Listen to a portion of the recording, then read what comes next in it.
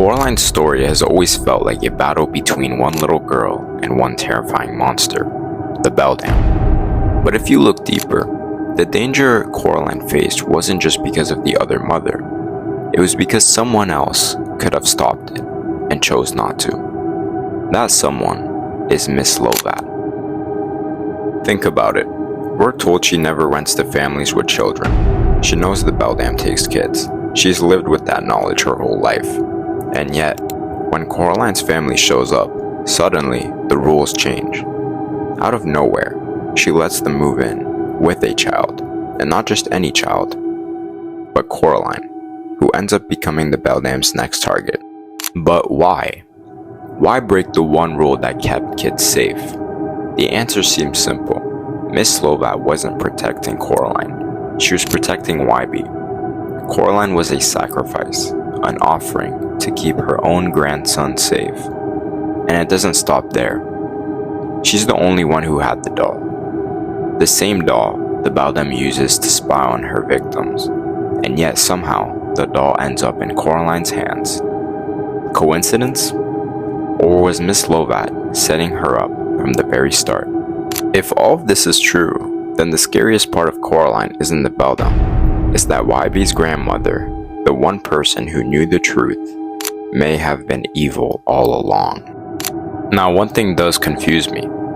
If Wybie's grandmother is so innocent, why would she have kept the doll in the first place? Why not get rid of it as soon as she could? Wybie was able to get a hold of it and pass it on to Coraline. If the doll was so dangerous, why not just get rid of it? Why keep it around?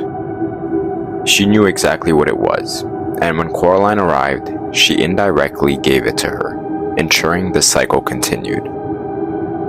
Now, some argue that Miss Lovat wasn't evil, that she was just doing her best, that she sealed the entrances, hid the dolls, and tried to save the Beldam. But I'm going to explain exactly why that's not true. The argument that she wanted to starve the Beldam simply does not make any sense. If that was true, why would she rent to Coraline's family at all? Why would she break the one rule that kept kids safe?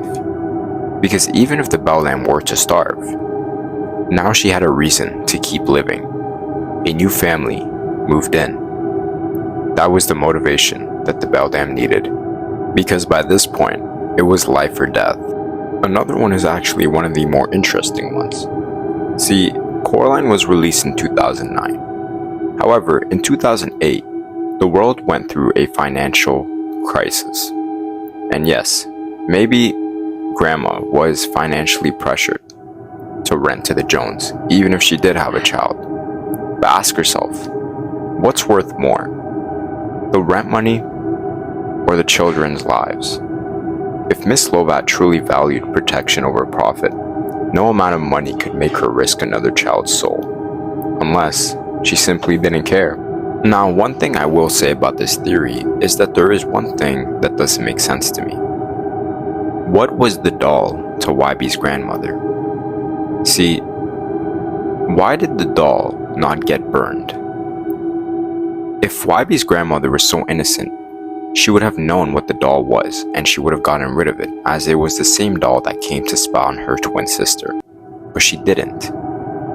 Which begs the question, did she ever see the other doll? The one the Beldam made for her twin sister?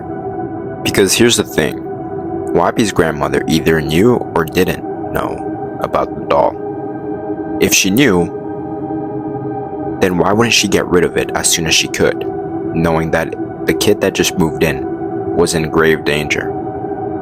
On the other hand, if she didn't know what the doll possessed, what it could do, what it was capable of, it may show that she's innocent. However, we cannot forget that she still rented to the Jones, even though she had a strict policy of not renting to families with kids. Another thing, why was the key kept around to unlock the door? See, when Coraline goes to open the door the first time she sees it, she realizes that she needs a key. And when her mother goes to the kitchen, she finds the exact key. Now, let me ask you something. If the key was so dangerous, if it unlocked such a level of danger, why wouldn't the landlord, which happens to be Grandma, just completely get rid of it? I mean, that would be the only thing they would need to do to ensure that there would be no danger. But that's not what happened. The key was kept around, and it was kept around with other keys. If Grandma really wanted Coraline to be safe, she would have never left the key there. Let me know what you guys think in the comments. I hope you guys enjoyed the video.